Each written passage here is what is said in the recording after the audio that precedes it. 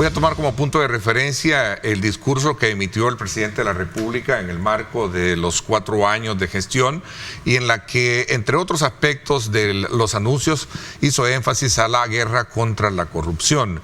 Esto ha traído consigo, desde luego, una serie de intervenciones para el caso del expresidente Alfredo Cristiani y sobre todo también bienes incautados. Cuéntenos cómo está la situación o el estatus hasta este momento. Bueno, en este momento la última acción que creo que se observó en los diferentes medios de comunicación fue el hallazgo de un helicóptero, un helicóptero reciente, de modelo reciente, y que únicamente tenía creo que unas 90 horas de vuelo.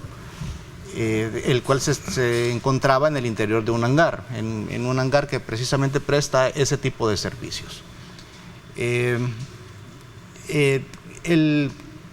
caso en sí es básicamente una investigación que busca extinguir el dominio de todos aquellos bienes que nosotros como Fiscalía hemos establecido previamente, que existe ilicitud en la adquisición de esos dineros, de la creación de esas empresas, de la adquisición de algunos bienes raíces, de algunos bienes muebles.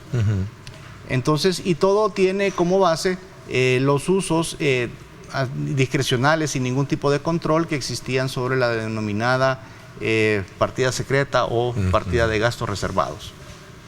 Se ha establecido precisamente traslados del Ministerio de Hacienda hacia el presidente de la República, hacia el expresidente de la República, Alfredo Cristiani, y que posteriormente estos coinciden en cuanto a los montos en inversiones que se realizaron en algunas empresas que él constituyó y otras que ya poseía antes de ingresar a la presidencia de la República. También se han revisado pues algunas las declaraciones de probidad, tanto de inicio como de fin de periodo, y vemos que no son coincidentes las declaraciones sobre el monto de su patrimonio del inicio con el final de su... Considerando de que la presidencia de Alfredo Cristiani fue de 1989 a 1994, hay que ver que las acciones de naturaleza penal, algunas de ellas las estamos estableciendo hasta este momento. ¿Por qué podemos hacer el proceso de extinción de dominio? El proceso de investigación de extinción de dominio es precisamente porque la acción de extinción de dominio es de naturaleza autónoma.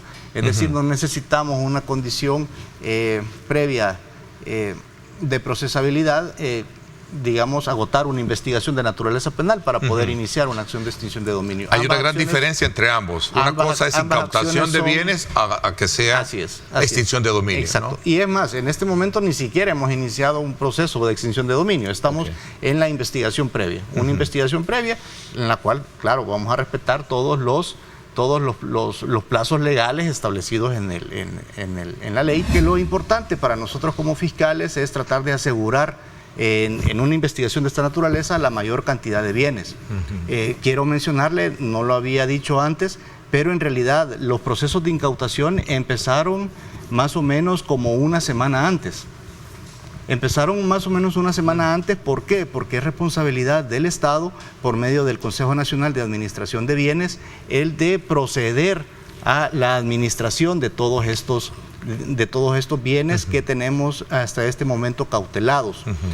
Entonces, el problema en una investigación de esta naturaleza es que en la medida que transcurre el tiempo, lógicamente se van revelando las intenciones que nosotros como investigadores tenemos para tratar de descubrir los hechos. Y en ese sentido, como estábamos enfrente de sociedades, porque son muy pocos los bienes que se encuentran a nombre de los involucrados como en su calidad de personas naturales, entonces lo primero era tratar de asegurar los productos financieros. Al asegurar los productos financieros, eso lógicamente levantó alertas. Incluso pues tenemos una empresa que se dedica a la intermediación financiera que en algún momento no obedeció la cautela que nosotros como fiscales enviamos.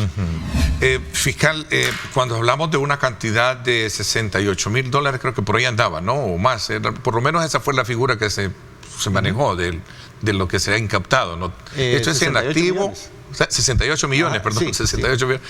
En activos, pero también en dinero. Bueno, en dinero digamos, es la incautación de diferentes productos financieros. Estos productos financieros es más fácil cuantificarlos, pues estaban en algunas instituciones del país, y esto sirve, y esto pues va a ser útil precisamente para tratar de mantener la operatividad de las empresas. Porque eso ya es algo que le compete, vuelvo y repito, al Consejo Nacional de Administración de Bienes. Pasan a ellos. Que en determinado momento tiene que responder por los empleos de diferentes personas. No es que no están cerradas, por lo menos en el momento, sociedades. No se cierran en el momento, sí, pero luego quedan activas y ya pasan a estar manejadas por el CONAD, ¿no?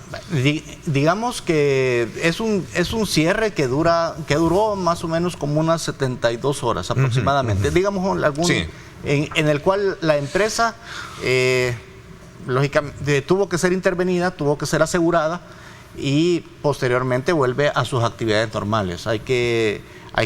Tomamos en cuenta que se trata de una droguería que provee incluso algunos tipos de medicamentos de naturaleza muy particular para todo el sistema de salud y también para el Instituto Salvadoreño del Seguro Social. Cuando el presidente de la República habla de que vamos a iniciar una guerra contra la corrupción, me lleva a pensar que también hay más casos que en la Fiscalía están. Sin duda alguna, no sé qué tan abierto pueden manifestarse, ¿verdad? Pero para decir que sí se va tras otros casos en particular para acusar de aquellos acusados de corrupción, ¿no? Bueno, de hecho, según los datos de nuestro sistema informático, el año pasado se recibieron más o menos 147 denuncias por actos de corrupción. Este año ya vamos por 270 casos recibidos, es decir, hemos estado recibiendo una serie de denuncias de las diferentes autoridades. ¿Administraciones pasadas? Sí, administraciones ¿Y actuales pasadas. También? También tenemos algunas personas que están actualmente dentro de la administración pública, entendiendo por ello desde las alcaldías hasta diferentes instituciones de Estado, que han sido señalados por presuntos actos de corrupción. Ahora bien, ¿cuál es la misión de la Fiscalía? La misión de la Fiscalía es ir verificando cada uno de esos avisos, cada una de esas denuncias, de manera objetiva y tratando de ser responsables. Es decir, tratando de ser responsables, ¿en qué sentido? En lograr establecer si una conducta tiene que ser sancionada, por ejemplo, por disposiciones de derecho administrativo, entiéndase todo el sistema para evitar prácticas corruptas o antiéticas que existe en nuestro país, y también si alguno de esos hechos trasciende y encaja dentro de los tipos penales que regulan los actos o que previenen los actos de corrupción, entonces en ese momento pues la Fiscalía también debe de acompañar iniciando las acciones penales correspondientes. Aquí estamos en una situación en la que hemos logrado establecer de que la masacre fue planificada previamente en el interior del Estado Mayor. Hay varios militares de alto rango de aquel entonces, el jefe del Estado Mayor, también hay jefes de guarniciones que se encuentran involucrados en esta situación, ya sea porque sus actos, digamos, fueron por las acciones que ellos realizaron y también por las omisiones que en algún momento se trató de una proposición y conspiración para cometer estos asesinatos, y fue básicamente toda una conspiración que se llevó a la práctica. Se llevó a la práctica con total premeditación, ya que se realizaron indagaciones previas en el sitio donde ocurrieron los asesinatos. Se preparó se preparó todo un escenario para inculpar a la exguerrilla, al FMLN, de que eran los autores materiales de los asesinatos. Se acribilló a mansalva a los sacerdotes jesuitas, básicamente fueron ajusticiados, también a dos mujeres salvadoreñas. Y por eso se habla de la masacre de la UCA, porque para no digamos, desvalorizar también la vida de dos colaboradoras que estuvieron ahí, ¿no? Sí, básicamente la única diferencia entre los soldados que llegaron ahí a la UCA, por esas acciones, básicamente lo único que diferencia esas acciones realizadas por los soldados con las que hemos visto en los últimos años que cometen los pandilleros es el tiempo en el cual suceden los hechos, el contexto histórico en el cual se dan esos eventos.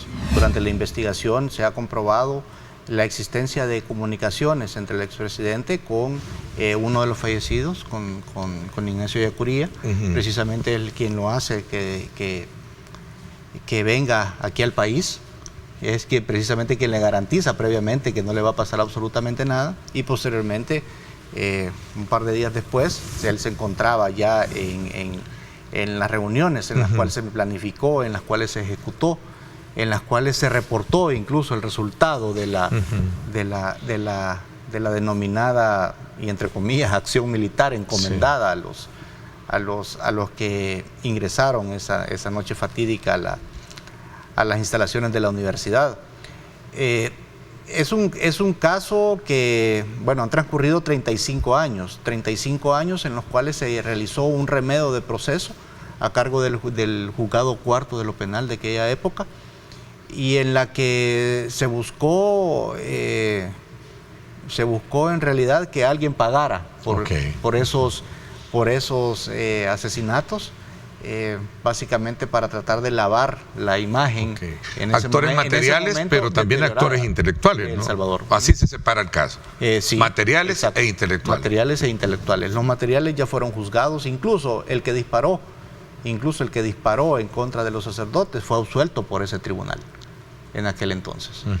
Y ahí es donde quiero que quede claro cuál es la objetividad de la Fiscalía General de la República. En primer lugar, es respetar nuestras leyes, respetar nuestra Constitución, respetar nuestras leyes, porque en definitiva no vamos a acudir en contra de las personas que, bien o mal, ya fueron juzgadas por nuestro sistema de justicia. Pero eso no nos tiene que detener para tratar de aproximarnos lo más posible a la verdad de los hechos, a todos los sucesos trágicos que sucedieron antes, durante la ejecución del hecho y posterior a eso. ¿Tienen la ubicación de él?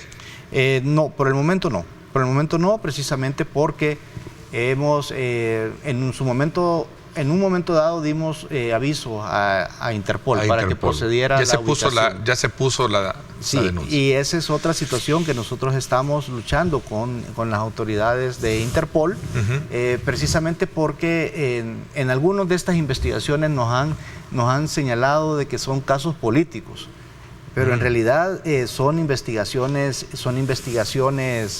de naturaleza técnica, jurídicas, que el problema es que hay actores políticos, los acusados son políticos, o al momento de que ejecutaron los hechos eran políticos. Eso es muy diferente. Pareciera ser que es como la licencia que los inhibe de la responsabilidad delictiva, ¿no? Exacto. Es más, precisamente cuando nos visitó el actual presidente de Interpol, con ocasión de asumir su mandato, fue una de las quejas que le trasladé personalmente y una de mis preocupaciones, porque creo que si Interpol ha sido históricamente una valiosa herramienta para perseguir delincuentes de toda naturaleza, pero creo que es un mal mensaje para las instituciones que nos encargamos de la persecución del delito, que bajo ciertas valoraciones, algunas de ellas bajo criterios muy subjetivos,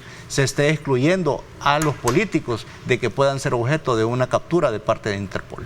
Nuestro ordenamiento legal permite el juzgamiento en ausencia, y si es necesario, pues lo vamos a hacer. A mí me es indiferente capturar a una persona previo a un juicio o que ya se le vaya a capturar condenado. Creo que el resultado al final es el mismo. Si una persona no está presente ante los tribunales salvadoreños y respeta la justicia salvadoreña de esa manera y decide no presentarse a las diferentes audiencias, es básicamente porque él tácitamente está renunciando a su derecho de defensa. Las administraciones anteriores en materia de seguridad habían demostrado tanto su ineficiencia, su ineptitud para poder controlar la delincuencia en sus diferentes manifestaciones, que claro, el problema era tan grande que había que enfrentarlo de la manera, por decirlo así, más dura posible. ¿En qué nos ha ayudado el régimen de excepción? El régimen de excepción nos ha ayudado, por lo menos hablando como fiscales, a la administración, al gerenciamiento de toda esa cantidad de personas que han sido detenidas por la policía, cómo administrar adecuadamente los diferentes procesos que hemos ido presentando ante el órgano judicial. A cada una de esas personas, dentro del marco de la ley, se les está garantizando su derecho a un defensor, su derecho a ser informado de los motivos de su detención, y lógicamente pues se ha prorrogado el término de la detención administrativa. Es decir, que estamos usando la menor cantidad de herramientas, que no obstante estando facultados para ello por la Constitución de la República, por medio de los diferentes decretos que han ido prorrogando el régimen de excepción, estamos tratando de que la afectación a los derechos de los detenidos sea en lo mínimo posible. Y de igual forma nosotros estamos avanzando en las investigaciones.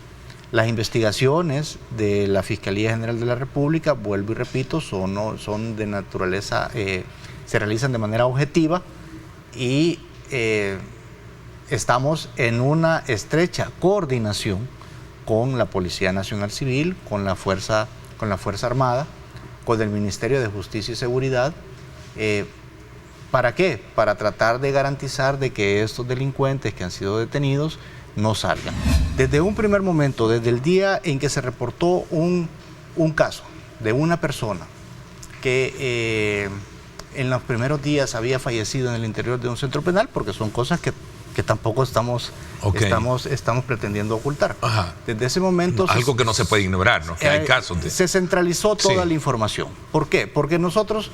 de una manera imparcial tratamos de establecerle y demostrarle al pueblo salvadoreño qué es lo que ha sucedido en un caso en concreto.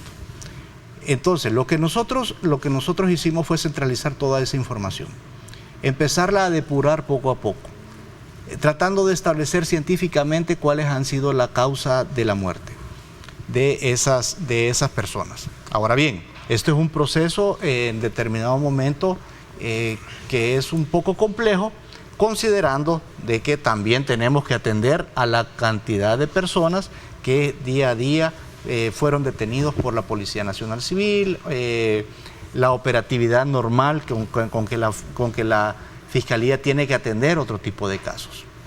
Entonces, hasta este momento nosotros como fiscales hemos archivado 142 casos. De la cantidad de personas que fallecieron, que fueron detenidas durante el régimen de excepción y que han fallecido. 142. En el interior de los centros penales. Hasta el momento llevamos archivados 142 casos que no constituyen delito de acuerdo con nuestras investigaciones. Hemos comprobado científicamente, con el auxilio del Instituto de Medicina Legal, las causas de la muerte. Algunas de ellas se trataban de enfermedades preexistentes, otras fueron algún tipo de enfermedad que fue en la cual se prestó el debido auxilio en el momento oportuno por las autoridades penitenciarias, y posteriormente, desgraciadamente, existió el fallecimiento de esas personas por causas naturales. En esos casos, hasta el momento, ya tenemos comprobado que no hay un delito que perseguir de parte de la Fiscalía General de la República y por tanto los casos se encuentran archivados. Estas investigaciones, lógicamente en su momento oportuno, van a estar, yo sé, sujetas a algún tipo de escrutinio por las autoridades las autoridades que deban tener acceso a ese tipo de información, aparte de las víctimas, por supuesto. ¿Hay un trabajo concreto que se pueda destacar en el contexto de la misión o la visión que ustedes tienen? Claro, nosotros como Fondo Ambiental trabajamos muy de la mano con el Ministerio de Medio Ambiente y Recursos Naturales y desarrollamos varios proyectos enfocados a la protección, como por ejemplo tenemos un programa de conservación de tortugas marinas, el programa Quelonia, que es un programa que ha liberado más de 8 millones de neonatos de tortuga de las 4 especies que anidan en el país. Este trabajo se realiza de la mano con las comunidades costeras y trabajamos con ADESCOS, ONGs, instituciones de investigación que están enfocadas en fortalecer el trabajo y la gestión ambiental a nivel comunitario. Nosotros como Fondo Ambiental establecemos convocatorias competitivas de proyectos donde participan ONGs, ADESCOS e instituciones de investigación y nosotros apoyamos técnica y financieramente estas iniciativas. Entonces, ese es uno de los programas, digamos, insignia que hemos desarrollado. También nos encontramos trabajando muy de la mano en el fortalecimiento del sistema de áreas naturales protegidas del país. Asimismo, en el trabajo estamos apoyando el Programa Nacional de Reforestación, el programa que se llama Árboles para El Salvador, que es un programa que está impulsando el Ministerio de Medio Ambiente, donde FIAES, con fondos de compensación ambiental, está apoyando la producción de casi 1 millón de plantas, Ernesto, que estarán a la disposición de las diferentes universidades, ONGs, ADESCOS e instituciones para promover la reforestación y la restauración en nuestro país.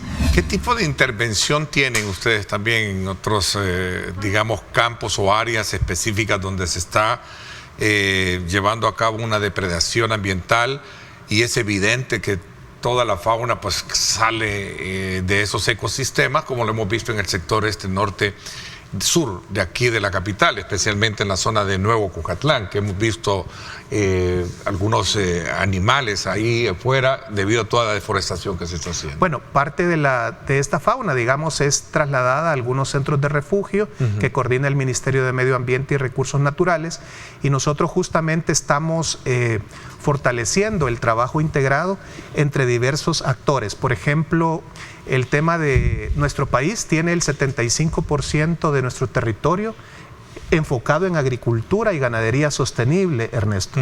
Por tanto, necesitamos fortalecer estos patrones, necesitamos que nuestra agricultura, nuestra ganadería tenga un enfoque más de conservación de agua, suelo y biodiversidad, de no promover las quemas, justamente de trabajar con este enfoque de protección de la parte forestal que se está trabajando para la producción de alimentos. Entonces es importante que el 75% de nuestro territorio tiene este enfoque en agricultura y por eso nosotros estamos promoviendo el trabajo en agricultura y ganadería sostenible.